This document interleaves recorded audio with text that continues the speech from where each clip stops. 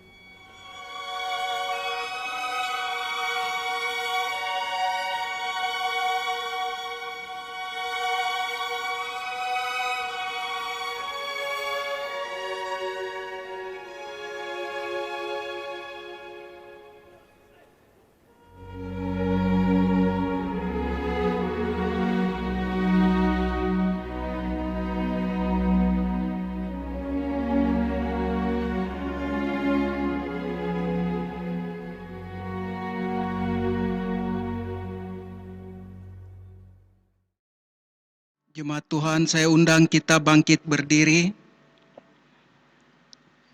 Kita membuka ibadah kita. Pilihlah pada hari ini kepada siapa kamu akan beribadah. Aku dan seisi rumahku, kami akan beribadah kepada Tuhan.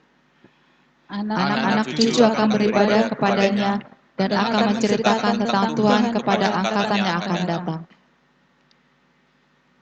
Janganlah kita menjauhkan diri dari pertemuan-pertemuan ibadah kita, seperti dibiasakan oleh beberapa orang. Tetapi marilah kita saling menasihati dan semakin giat melakukannya menjelang hari Tuhan yang mendekat. Votum, pertolongan kita adalah dalam nama Tuhan, Allah yang menjadikan langit dan bumi. Salam, kasih karunia menyertai kamu, dan damai sejahtera dari Allah, Bapa kita, dan dari Tuhan Yesus Kristus. Amin.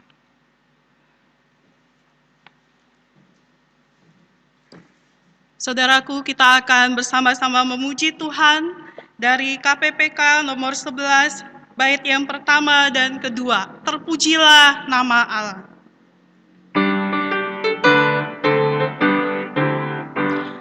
Terpujilah nama Allah di tempat yang tinggi, yang utus Yesus ke dunia menebus manusia. Puji namanya, puji namanya, puji muliakan namanya. Puji namanya, puji namanya, puji muliakan namanya. Nama Yesus penuh kuasa atas segalanya. Duduk di atas tahtanya, disembah malaikat. Puji namanya, puji namanya, puji muliakan namanya. Puji namanya, puji namanya, puji muliakan namanya. Mari kita bersatu di dalam doa. Terpujilah namamu, ya Allah pencipta langit dan bumi. Kami sungguh bersyukur ya Tuhan untuk segala anugerah kebaikan-Mu di dalam hidup kami. Pagi hari ini ketika kami boleh bersama-sama memuji nama Tuhan, menyembah Tuhan, kami tahu semua itu oleh karena kemurahan Tuhan. Dari berbagai tempat kami yang ada di Indonesia ini, bersama-sama bersehati memuji menyembah Engkau. Terima kasih Bapa di dalam surga, kami juga menyadari bahwa kami seringkali menyakiti hati Tuhan, kami seringkali melakukan pelanggaran di dalam hidup kami yang melawan firman-Mu.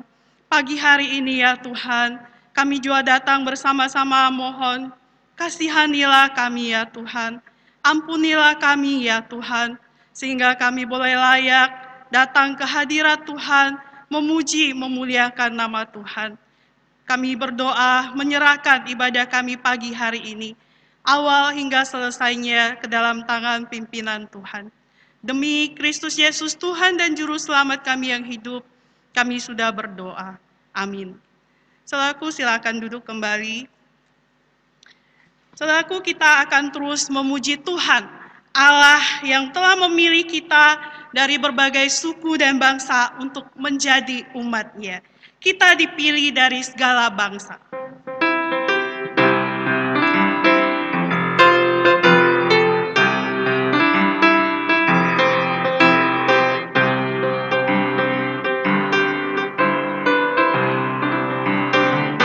Kita dipilih dari segala bangsa, yang kita dipilih jadi umat-Nya.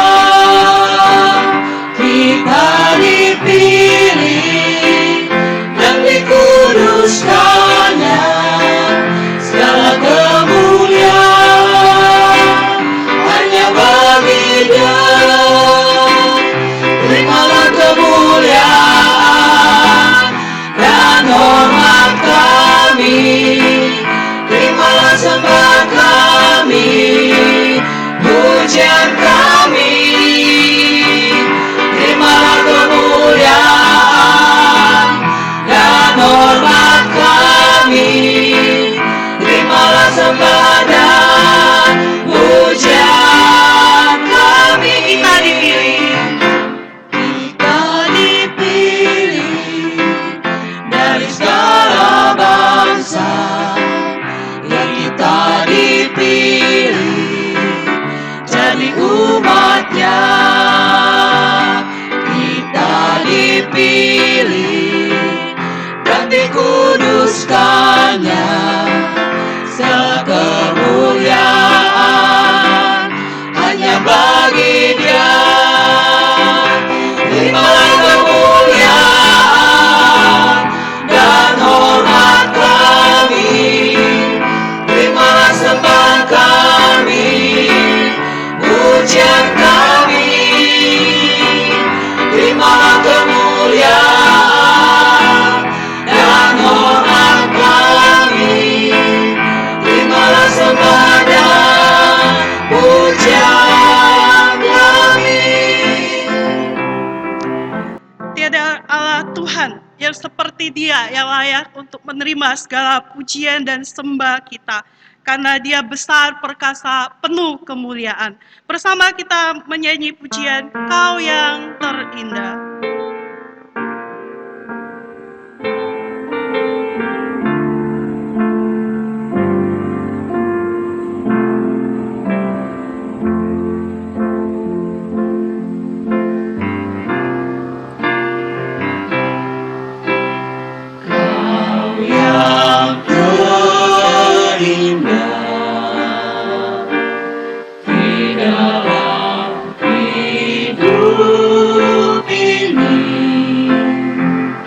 Tiada Allah Tuhan yang seperti Engkau, besar perkasa, penuh kemuliaan.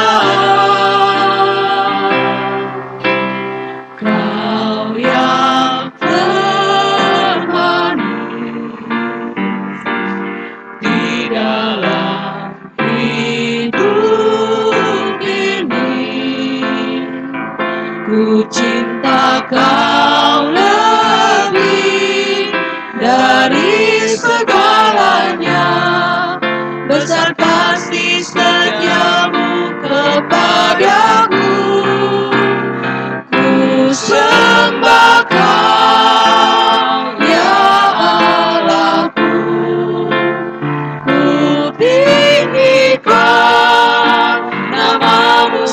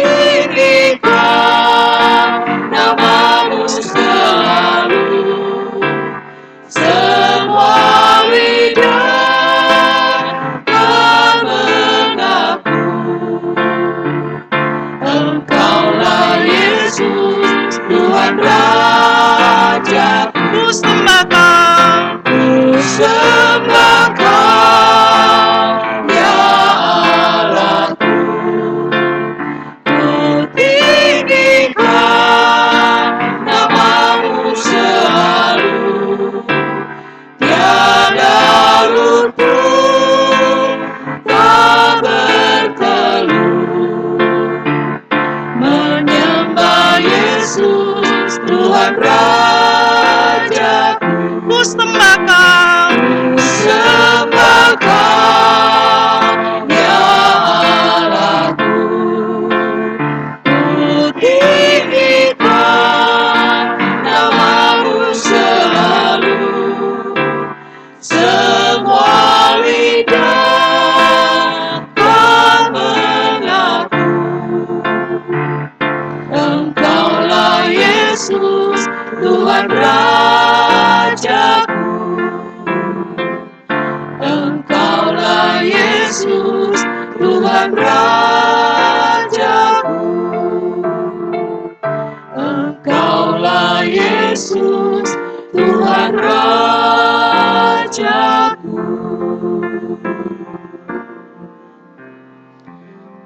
Jemaat, saya undang berdiri. Kita akan bersama membaca firman Tuhan.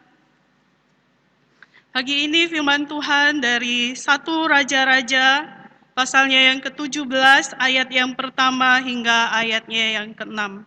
Demikian firman Tuhan.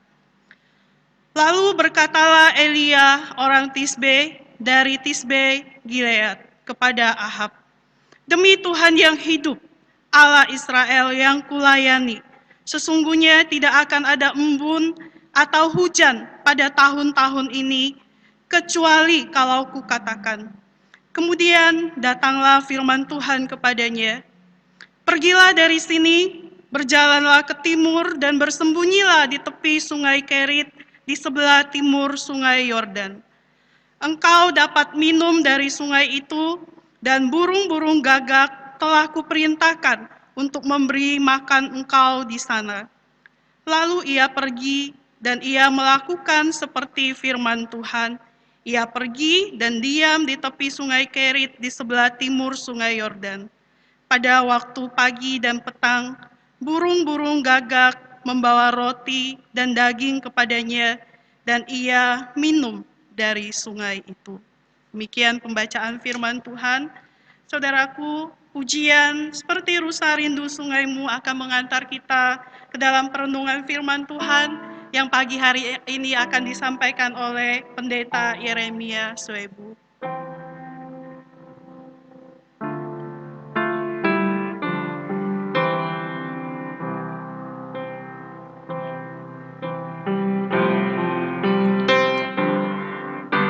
Seperti rusa rindu sungaimu, jiwaku rindu Engkau. Kaulah Tuhan hasrat hatiku, ku rindu menyembahmu. Engkau kekuatan dan perisaiku, kepadamu rohku berserah. Kaulah Tuhan hasrat hatiku, ku rindu menyembahmu. Katakan Yesus, Yesus. Yesus, Yesus, Kau berarti bagiku.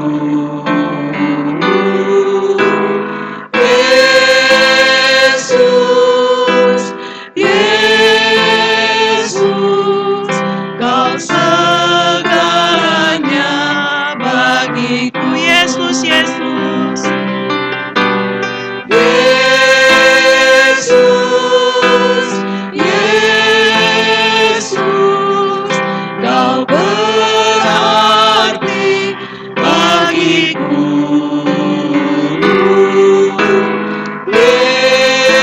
Yesus, Yesus, Kau segalanya bagiku.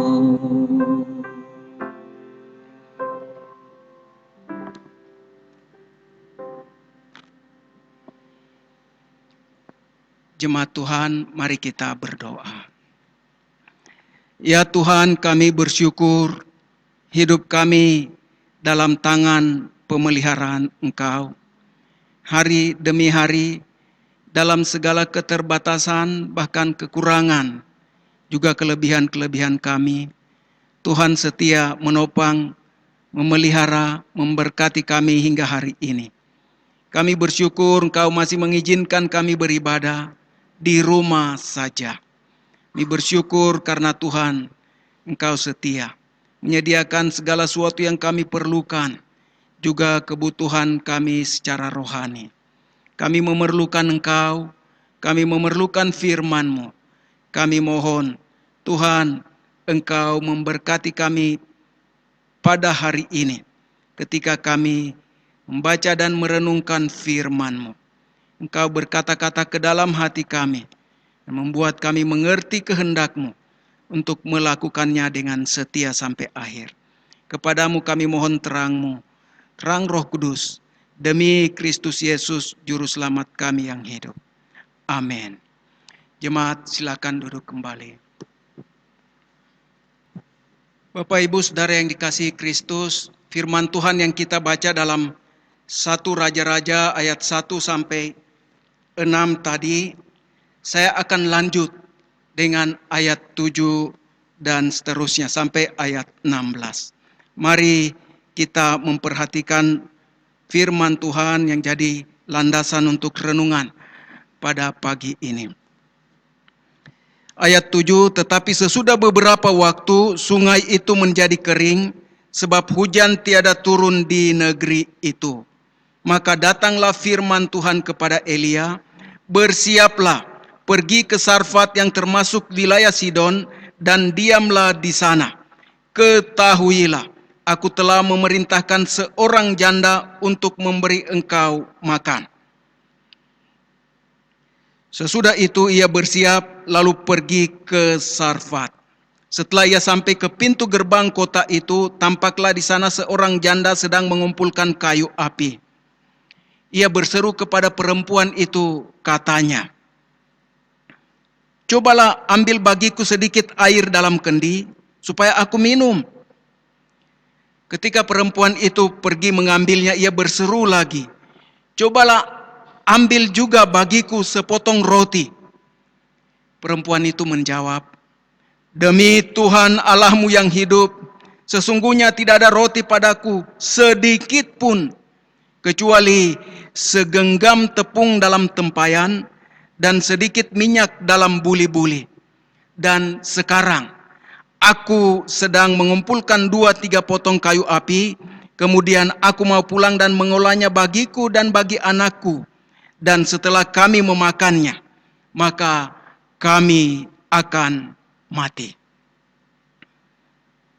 Ayat 13, tetapi Elia berkata kepadanya, "Janganlah takut, pulanglah, buatlah seperti yang kukatakan, tetapi buatlah lebih dahulu bagiku sepotong roti bundar kecil daripadanya, dan bawalah kepadaku. Kemudian barulah kau buat bagimu dan bagi anakmu. Sebab beginilah firman Tuhan Allah Israel, tepung dalam tempayan itu tidak akan habis, dan minyak dalam buli-buli itu tidak akan berkurang, sampai pada waktu Tuhan memberi hujan ke atas muka bumi." Lalu pergilah perempuan itu dan berbuat seperti yang dikatakan Elia. Maka perempuan itu dan dia serta anak perempuan itu mendapat makan beberapa waktu lamanya. Tepung dalam tempayan itu tidak habis, dan minyak dalam buli-buli itu tidak berkurang, seperti firman Tuhan yang diucapkannya dengan perantaraan Elia. Demikian pembacaan firman Tuhan. Selamat dan berbahagia yang mendengar dan melakukan firman-Nya dengan setia. Amin. Jemaat yang dikasihi Kristus, saya mau memulai dengan sebuah cerita. Dalam sebuah bencana karam kapal, seorang lelaki terdampar di pulau terpencil. Demi bertahan hidup, ia belajar memanfaatkan segala yang ada di pulau itu untuk dimakan. Bahkan ia juga membuat tempat perteduhan, sebuah pondok untuk ia tinggal. Berbulan-bulan lamanya ia menjalani kehidupan seperti itu sampai satu hari ketika ia pulang. Ia mendapati pondoknya itu sedang terbakar. Ia menjadi lemas, kehilangan motivasi, tulang-tulangnya terasa hancur. Oh Tuhan, mengapa Engkau menambah kesusahanku di sini? Sudah jauh dari keluarga, dari sanak saudara, dari rekan, dari sahabat, dari kolega, dari orang-orang yang biasa berkomunikasi dengan saya. Engkau menambah lagi kesusahan bagiku. Bapak Ibu Saudara yang dikasihi Kristus, apa yang dialami oleh saudara kita ini, kita bisa umpamakan dengan peribahasa, sudah jatuh tertimpa tangga pula. Artinya musibah secara beruntun terus menerus datang. Tapi kalau kita mau perhatikan sebenarnya bukan beruntun terus menerus. Dia sebenarnya sudah pernah mengalami karam kapal dan ia terdampar, kemudian menjalani hidup berbulan-bulan dan sudah menjadi terbiasa dengan keadaan itu dan kenyamanan itu sekarang dibongkar. Saudara bisa bayangkan ketika rumah tempat tinggal terbakar.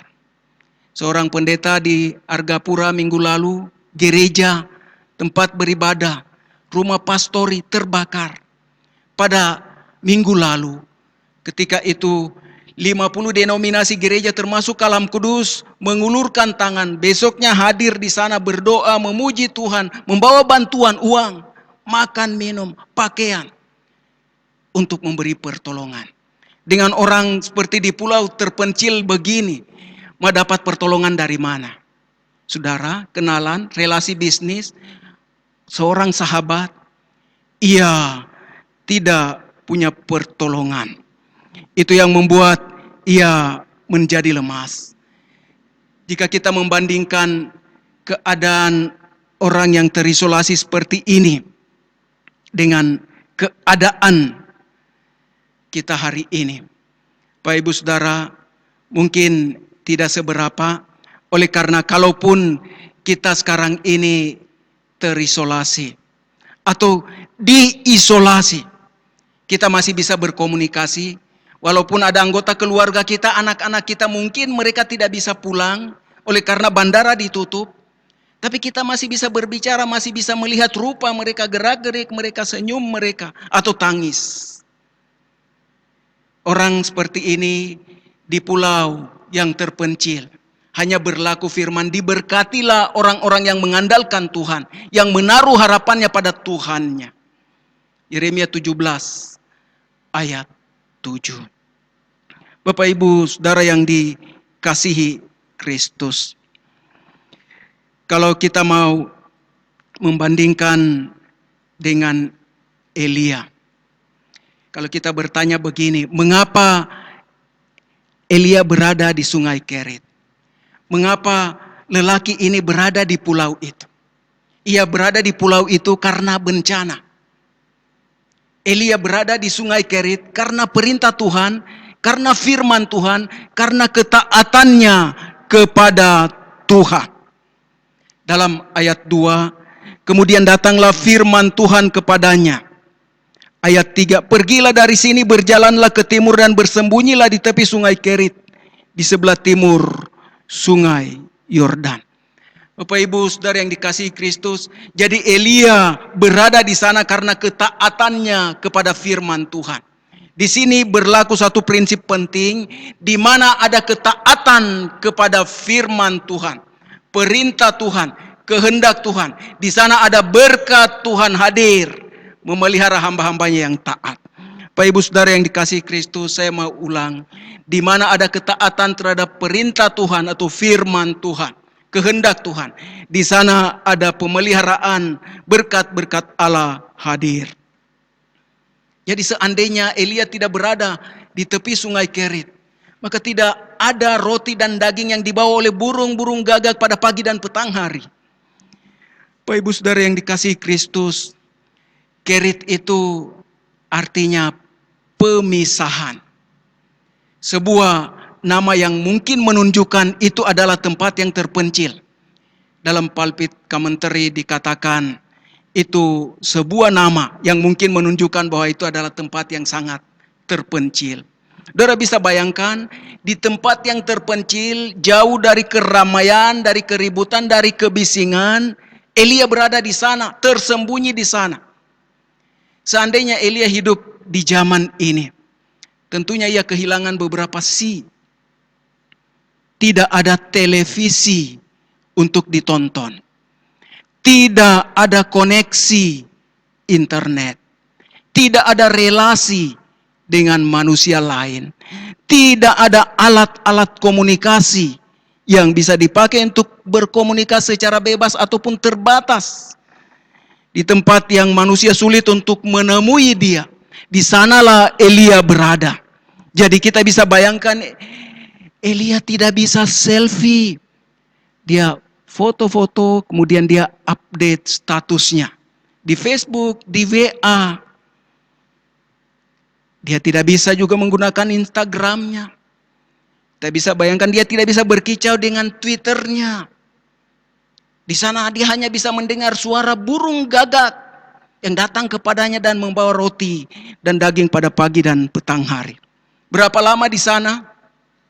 Seharusnya 3,5 tahun.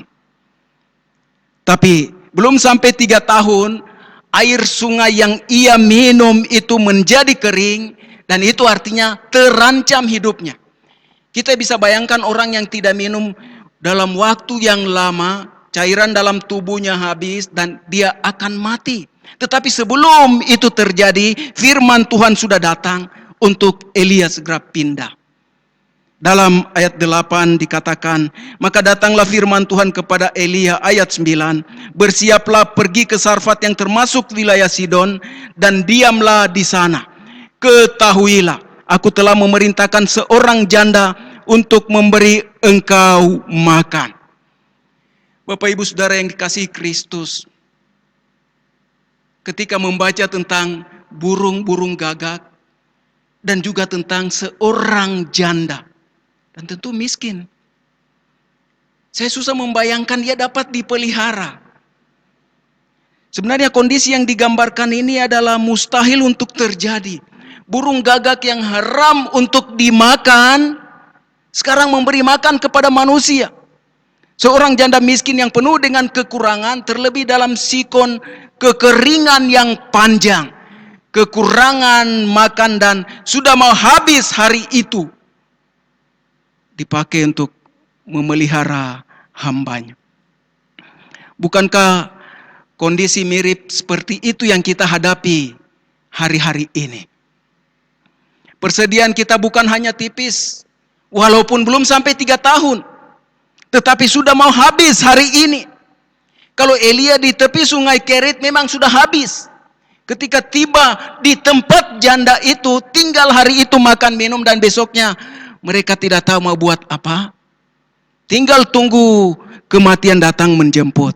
Tapi saudaraku, mari kita memperhatikan, melihat apa yang firman Tuhan katakan tentang apa yang Tuhan buat atas hamba-hambanya yang belajar taat padanya. Di dalam ketaatan, kepatuhan Elia kepada Tuhan dan firman-Nya, ia bukan saja dipelihara dan diberkati di masa sukar, tetapi ia juga dipakai oleh Tuhan untuk menjadi berkat bagi janda yang hidup di wilayah Israel itu. Elia berkata kepadanya, tepung dalam tempayan itu tidak akan habis dan minyak dalam buli-buli itu pun tidak akan berkurang sampai pada waktu Tuhan memberi hujan ke atas muka bumi. Bapak Ibu Saudara yang diberkati Tuhan, Elia diajar oleh Tuhan untuk taat dan diberkati. Janda itu diajar oleh Elia untuk taat dan diberkati.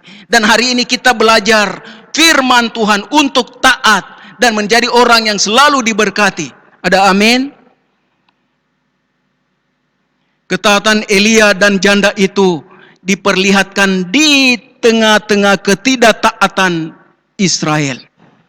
Ahab dan Isabel yang memimpin seluruh Israel untuk menyembah Baal, dihukum oleh Tuhan, dihajar habis-habisan, dipukul berbabak-babak belurnya. Bapak Ibu Saudara yang dikasihi Kristus, kalau kita memperhatikan dewa Baal yang mereka andalkan tidak memberikan hujan, tidak ada kesuburan, terjadi kelaparan, dan bahkan ada yang mati. Di sisi lain kepada kita diperlihatkan adanya ketaatan pada Elia, pada janda itu, pada burung gagak, pada alam semesta yang tunduk kepada Tuhan dan tidak ada yang melawan. Sebenarnya apa pesan penting yang ingin kita dapat dari firman ini, yang Tuhan inginkan kita dapat? Taatilah Tuhanmu, maka engkau dipeliharanya. Taatilah Tuhanmu, maka engkau dipeliharanya. Bapak Ibu Saudara yang dikasihi Kristus, mari kita tinggalkan dosa dan kejahatan jika kita masih buat. Kembalilah kepada Tuhan, terimalah pengampunan darinya dan pemulihan dari Tuhan sendiri. Lakukan kehendaknya dengan setia dan alamilah pemeliharaan berkat-berkatnya. Pemeliharaan Allah yang akan dinyatakan dalam keadaan yang sulit, yang mungkin mustahil dalam bayangan kita. Bahwa di dalam keadaan yang serba terbatas dan penuh kekurangan, di sanalah berkat-berkat pemeliharaan Allah akan nyata atas hamba-hambanya yang belajar taat melakukan firman-Nya. Bahwa apa yang tidak pernah dipikirkan oleh manusia itu yang disediakan oleh Allah bagi orang-orang yang mengasihi Dia, yang patuh dan taat melakukan kehendak-Nya. Bahwa bumi dan isinya ini akan menjadi tempat yang menyediakan segala yang baik yang diperlukan manusia untuk kelangsungan hidupnya selama manusia belajar taat dan melakukan kehendak-Nya.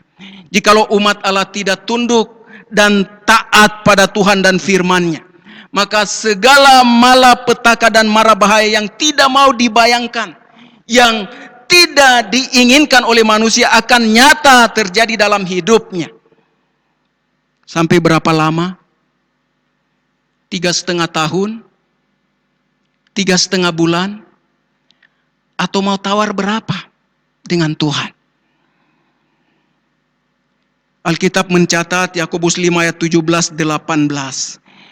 Elia adalah manusia biasa sama seperti kita, dan ia telah sungguh-sungguh berdoa supaya hujan jangan turun. Dan hujan pun tidak turun di bumi selama 3 tahun dan 6 bulan. Lalu ia berdoa pula dan langit menurunkan hujan dan bumi pun mengeluarkan buahnya. Saudara yang dikasihi Kristus, apa yang kita belajar? Yang jelas, kita tidak pernah berdoa seperti Elia, datanglah hujan, berhentilah hujan. Kita tidak berdoa, datanglah virus corona, pergilah virus corona. Kita tidak punya kuasa untuk melakukan itu. Apalagi virus corona ini datang dan membuyarkan segala mimpi kita, memporak-porandakan segala rencana kita, menjungkir balikan segala agenda kita, menguras habis segala persediaan kita, mengurangi semangat juang kita sampai turun ke titik nadir. Dan terakhir, dia mungkin akan merenggut nyawa kita untuk selamanya. Bukankah itu yang kita takutkan?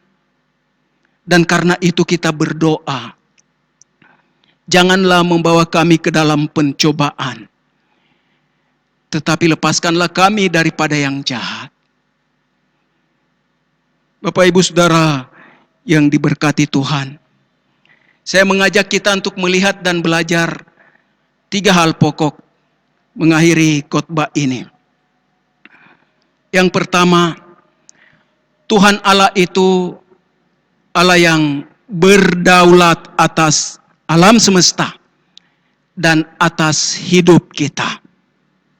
Dia yang akan terus memimpin dan mengatur hidup kita dengan maksud membawa kebaikan. Apapun kondisi hidup kita hari ini. Karena itu belajarlah taat dan patuh kepadanya. Kita tahu Elia tidak mengatur Tuhan. Dan Elia tidak mengatur alam semesta ini dan hidupnya sendiri. Tuhan yang mengatur semua untuk membawa kebaikan baginya dan bagi umat Israel. Umat manusia. Tuhan mengatur hidup Elia dan Elia taat padanya. Tuhan mengatur alam semesta dan mereka tunduk, tidak melawan.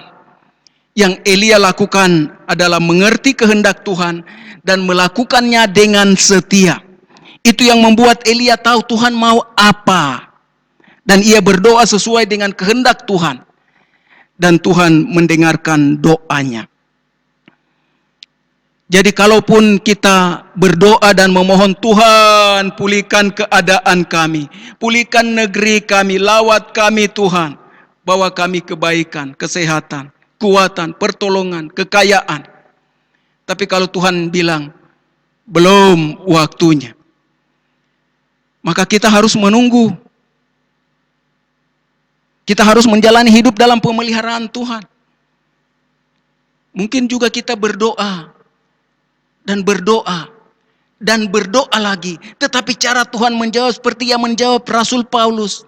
Cukuplah kasih karuniaku bagimu. Justru dalam kelemahanlah kuasaku menjadi sempurna. Bapak Ibu Saudara yang dikasihi Kristus, barangkali untuk situasi hidup kita hari ini, Tuhan akan menjawab doa-doa kita dengan berkata, cukuplah kasih karuniaku bagimu.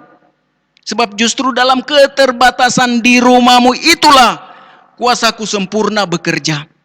Cukuplah kasih karuniaku bagimu. Sebab justru di tempat terisolasi karena sakit itulah kuasaku menjadi sempurna. Cukuplah kasih karuniaku bagimu. Sebab justru dalam keterbatasan untuk mendapatkan hasil baik dan keuntungan itulah kuasaku menjadi sempurna. Cukuplah kasih karuniaku bagimu. Sebab justru dalam kelemahan dan keterbatasanmu itulah kuasaku yang tidak terbatas nyata memelihara dan memberkatimu.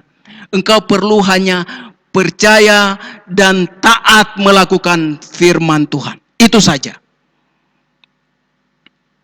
Dengan kemungkinan jawaban Tuhan seperti ini, maka kita harus berdamai dengan diri kita, pikiran kita, perasaan kita, dan kita harus siap sedia untuk menerima segala kemungkinan dan keadaan yang terjadi. Mengapa? Karena kita percaya, kita tahu bahwa Allah turut bekerja dalam segala sesuatu untuk mendatangkan kebaikan bagi kita yang mengasihi Dia, bagi kita yang terpanggil sesuai dengan rencana Allah, yaitu rencananya untuk membuat kita menjadi semakin serupa dengan Kristus. Bapak Ibu Saudara yang dikasihi Kristus, hal yang kedua, beberapa bulan ini Tuhan mengizinkan kita mengalami kehidupan yang berbeda dari yang lazim kita jalani. Dengan demikian, dalam situasi seperti ini, kita belajar dan menemukan hal-hal baru.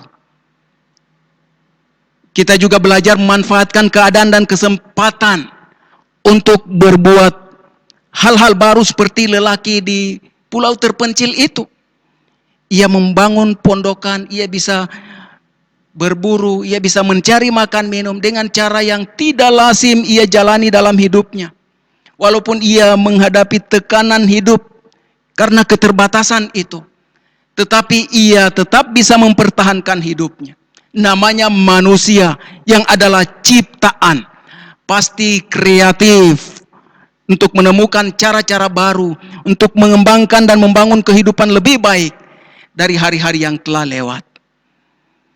Bagaimana dengan kita? Kalaupun terjadi kita berhenti bekerja, atau di PHK, atau malah pekerjaan kita tidak bisa berjalan karena tidak membawa keuntungan, apa yang kita buat? Atau barangkali ada cara lain untuk mengerjakan pekerjaan yang sudah kita lakukan selama berbulan-bulan atau bertahun-tahun. Mari kita melihat dengan cara yang berbeda untuk melakukannya dengan lebih kreatif dan inovatif, dan temukanlah itu dengan cara, sebagai cara Tuhan membawamu keluar dari keterbatasan ini. Lihatlah itu sebagai anugerah Tuhan dan kesempatan untuk mengembangkan diri dan usaha lebih baik, lebih maju, menjadi lebih besar, lebih memberkati, dan menjadi kemuliaan bagi nama Tuhan. Bapak Ibu Saudara yang dikasihi Kristus, Elia dalam segala keterbatasannya, kesulitannya, ia tidak menjadikan dirinya beban bagi orang lain, tetapi ia dipakai Tuhan menjadi berkat bagi orang lain, bagi janda yang miskin dan anaknya. Bukan cuma dalam hal makan minum, tapi bahkan anak janda itu mati pun didoakan dan bangkit dari kematiannya. Elia yang hadir dalam ketaatannya kepada firman Tuhan, dalam iman dan doa yang sungguh-sungguh dipakai Tuhan untuk menjadi berkat. Bukan hanya makan minum, kali lagi, tetapi juga dalam hal membangkitkan anak yang mati. Itu yang membuat Tuhannya dikenal dan disembah oleh mereka yang hidup di luar kerajaan Israel. Tuhan mau saudara dan saya diperkenan oleh Tuhan untuk menjadi salurannya dalam situasi sulit ini. Jadilah berkat dalam nama Tuhan, agar Tuhan Yesus yang saudara dan saya kenal dan sembah, dikenal di antara bangsa-bangsa, diberitakan namanya di antara bangsa-bangsa. Hal yang terakhir, dalam semua keadaan yang kelihatan serba terbatas hari ini, mari kita belajar menyerahkan diri kepada Allah yang tidak terbatas dan menanti pertolongannya pada waktunya yang tidak terbatas. Jangan berpikir bahwa virus corona ini untuk mencelakakan kita, untuk menghancurkan hidup kita anak-anaknya. Tetapi yang tepat adalah untuk memurnikan kita, untuk menguduskan kita, untuk menyempurnakan kita, untuk mengokohkan kita. Sehingga pada akhirnya, setelah lewat semua, kita akan disebut anak Bapa. Bukan anak-anak gampangan. Tetapi barangkali untuk orang-orang yang hidup dalam dosa dan kesombongan, bisa saja terjadi bahwa Tuhan harus menghancurkan mereka terlebih dahulu. Kesombongannya itu dihancurkan dulu. Barulah mereka belajar untuk percaya dan taat. Seperti Ahab selama 3 tahun dia berpikir Elia yang mencelakakan Israel. Bukan. Dan dia tidak mau bertobat dan kembali kepada Tuhan. Sehingga ia binasa di luar Tuhan. Seandainya ada di antara kita yang dalam situasi seperti saat ini menyadari bahwa saudara telah meninggalkan Tuhan, saudara hidup dalam dosa, kembalilah hari ini kepada Tuhan. Mengaku dosamu, engkau akan diampuni, dipulihkan. Belajar firman-Nya dan taat melakukannya, maka engkau akan diberkati. Mari kita terima segala keadaan kita dengan percaya bahwa Allah melakukan segala sesuatu untuk mendatangkan kebaikan bagi kita. Seperti yang terlihat pada lelaki itu ketika ia lemas, tidak berdaya di pulau itu, ia melihat sebuah kapal menuju ke pulau itu. Bapak Ibu Saudara yang dikasihi Kristus, ketika ia berhasil naik, menumpang kapal itu, ia bertanya, "Mengapa kalian tahu saya ada di sini?" "Oh, ada asap besar mengepul dari pulau ini dan karena itu kami tahu ada orang di sini yang memerlukan pertolongan." Bapak Ibu Saudara yang dikasihi Kristus, kadangkala Tuhan bekerja dalam situasi yang tidak baik, tidak menguntungkan untuk mendatangkan keuntungan bagi kita. Kadangkala Tuhan bekerja dalam situasi yang membahayakan untuk menyelamatkan kita. Kadangkala Tuhan bekerja dalam keadaan yang kelihatan merugikan kita untuk membawa kebaikan dan keuntungan besar. Tunggu dan lihat pertolongannya yang pasti datang tepat pada waktunya. Hanya percaya dan taat. Itu rahasia untuk mengalami berkat pemeliharaan Allah. Amin. Jemaat Tuhan, mari kita akan menyanyi, meresponi firman Tuhan dengan pujian percaya dan patuh. KPPK nomor 240 ayat 1.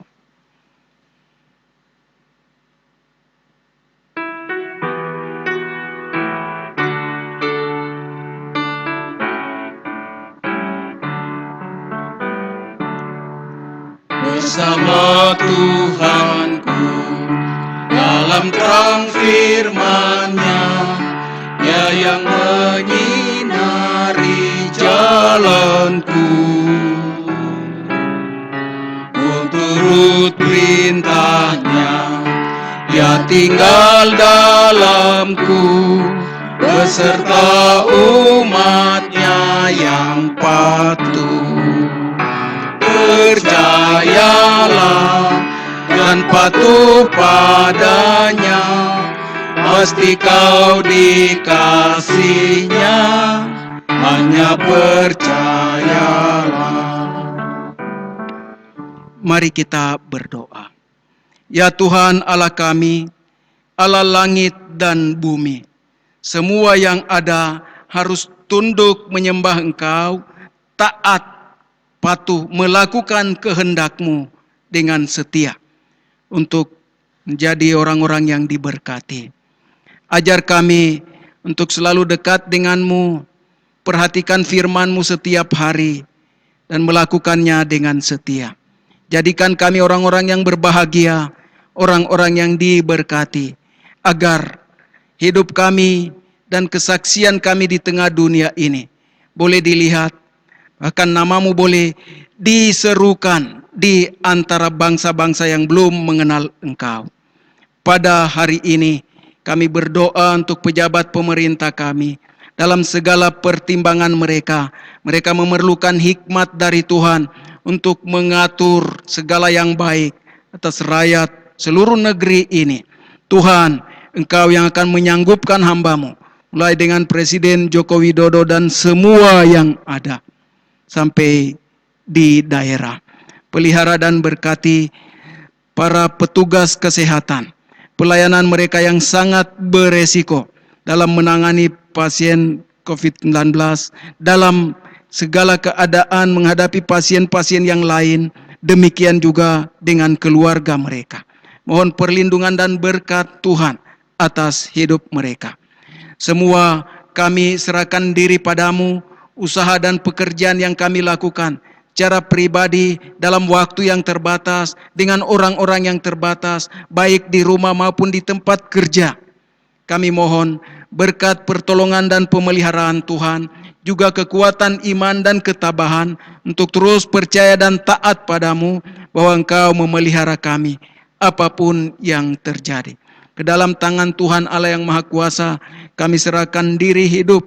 Doa kami, tolonglah semua yang sakit, anggota keluarga kami, saudara-saudara kami, jemaat kami yang sakit.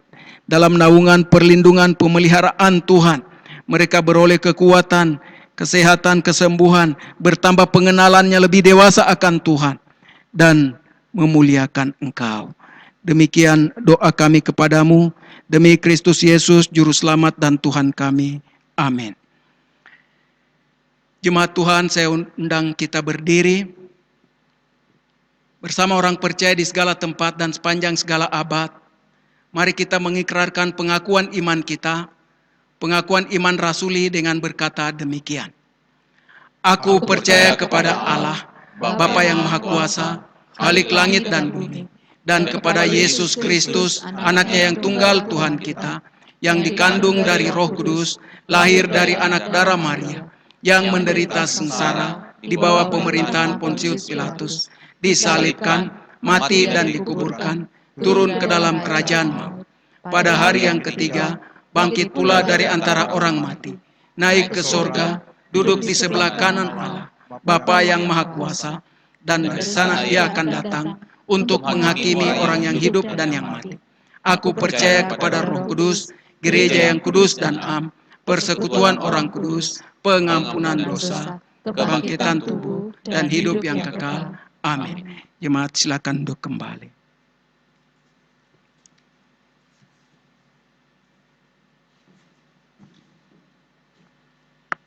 Bapak, Ibu, Saudara, kita akan membawa persembahan syukur kita kepada Tuhan.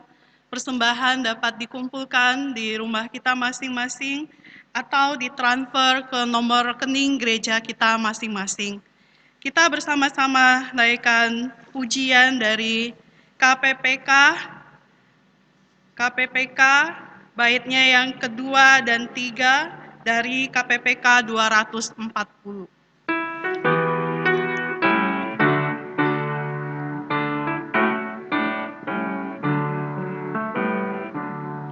Hilang awan gelap, lenyap bayang maut, saat tampak wajah Tuhanku.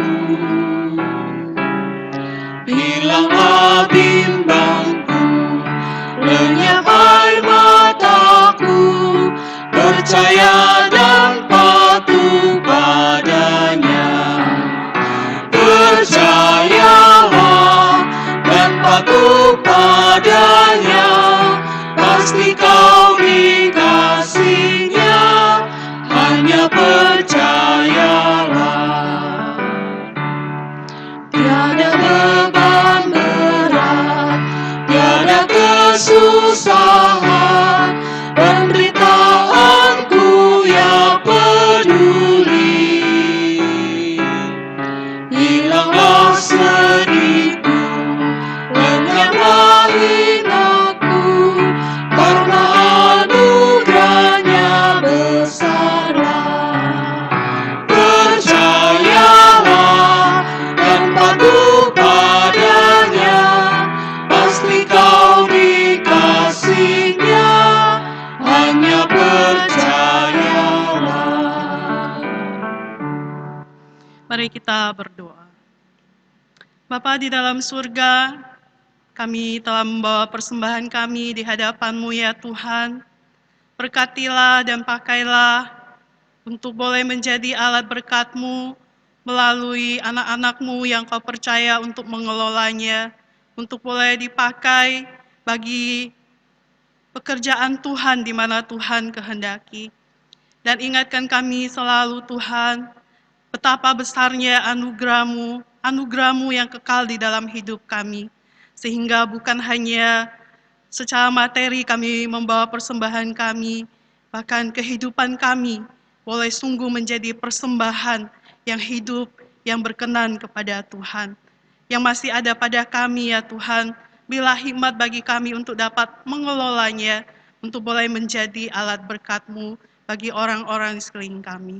Terpuji nama-Mu ya Bapa, ini ucapan syukur kami, doa kami, yang kami alaskan hanya demi nama Tuhan Yesus. Amin. Saudaraku silakan berdiri. Segala kemuliaan bagi Tuhan, doksologi.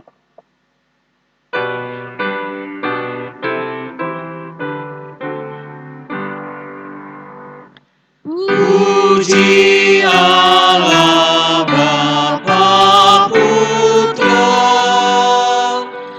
puji Allah Roh Kudus, ketiganya yang esa, pohon sama sumber berkat.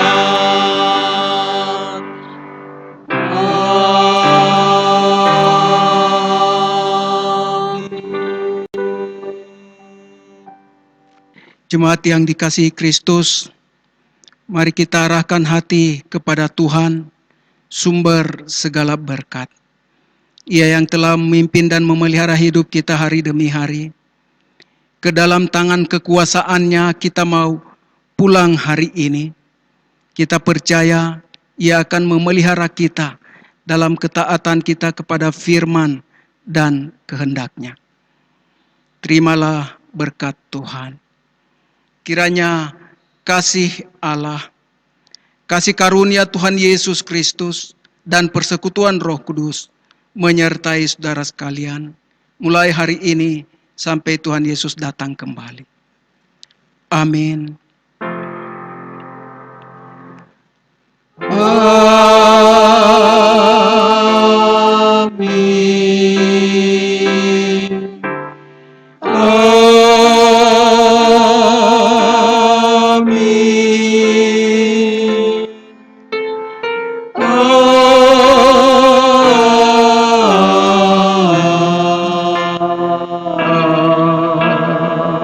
Jemaat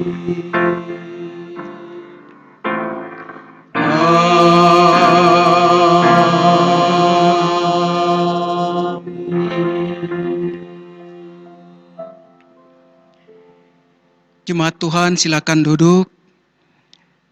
Sebelum kita akhiri, saya mau menyampaikan selamat hari ulang tahun kepada Persekutuan Gereja-Gereja di Indonesia.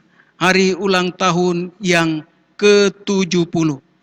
Tuhan yang telah memelihara, memimpin, memberkati gerejanya dalam kesaksian, persekutuan dan pelayanan gereja di Indonesia, akan terus memakai dan memberkati dalam kelangsungan hidup, pekerjaan, saksian, persekutuan dan pelayanan gereja Tuhan di masa akan datang. Tuhan dimuliakan. Amin.